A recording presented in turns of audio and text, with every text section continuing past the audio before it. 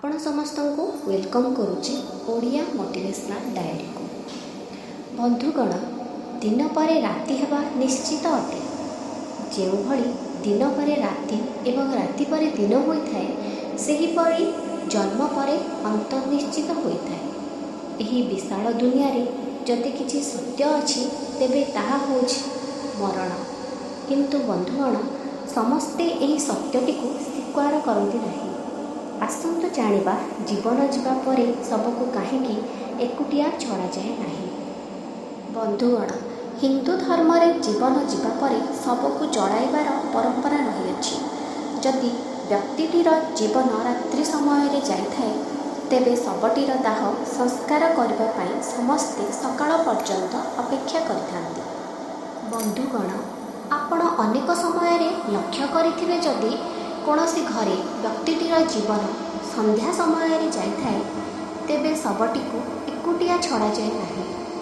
बंधुगण, यह जानिबा पूर्व आसंतु एबे जानि नेबा जे केउ केउ परिस्थिति रे शवटीर दाह संस्कार रे विलंब करा जाए।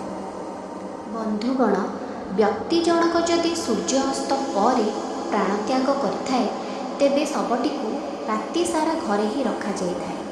परदिन ताहार दाह संस्कार करा जाइथाए। एहा व्यतीत जदि व्यक्ति जनकर जीवन पंचक समय रे जाइथाए, तेबे मध्य शवटी को घरे रखा जाइथाए। एवं जेबे पंचक काल समाप्त होइथाए, सेतेबेले शवदाह करा जाइथाए। कारण गरुड़ पुराण रे कहा जाइछि जे पंचक समय रे जदि कौनसी व्यक्तिर शवदाह करा जाए, तेबे ताकू मोक्षर प्राप्ति होई नथाए। एथिपाई जदि किए रातिर प्राण त्याग करिथाए, तेबे एही परिस्थिति रे शव को श्मशान को नहीं जाई नथांती। शवटी को घरे रखा जाइथाए। एही भली परिस्थिति रे शव को एकुटिया छड़ा जाई नथाए। सकाळ पर्यंत अपेक्षा करा जाइथाए। एही भली क्षेत्र रे जणे व्यक्ति शव पाखरे रही ताहार रखवाली करिथाए। शव को एकुटिया न छाड़िबार कारण होछि जे जदि शव को एकुटिया छड़ा जाए, तेबे शवटी को कुकुड़ा बिलेई टाणी नेबार आशंका रही है। एही क्षेत्र में व्यक्तिर आत्मा को मध्य जमलोक रे एही भली घटनार सम्मुखीन हेबाकु पड़िଥାଏ। गरुड़ पुराण रे कहा जाइछि जे जदि शवटी को एकुटिया छड़ा जाए, तेबे सेठिरु गंध आसिबा आरंभ करिଥାଏ। तेणु शव पाखरे चारिपटे किछि धूपकाठी जळाई रखिथांती, जहा फଳରେ गंध आसिबार संभावना उपजी नथाए। गरुड़ पुराण अनुसार भगवान विष्णु गरुड़ को कहती जे जदि व्यक्ति जनक प्राणत्याग करुअछि एवं घरे ताहार संतान नाही, तेबे संतानर आसिबा पर्यंत गृहरे शवटी को रखा जाइथाए। कारण जदि निज संतान द्वारा शवटीर दाह संस्कार होई नथाए, तेबे आत्माटी उद्धार पाई नथाए। एवं जदि सूर्यास्त पर दाह संस्कार करा जाए, तेबे आत्माटी भूत किंबा राक्षस होई संसार रे घूरी बुली थाए। ताको मुक्ति मिली नथाए।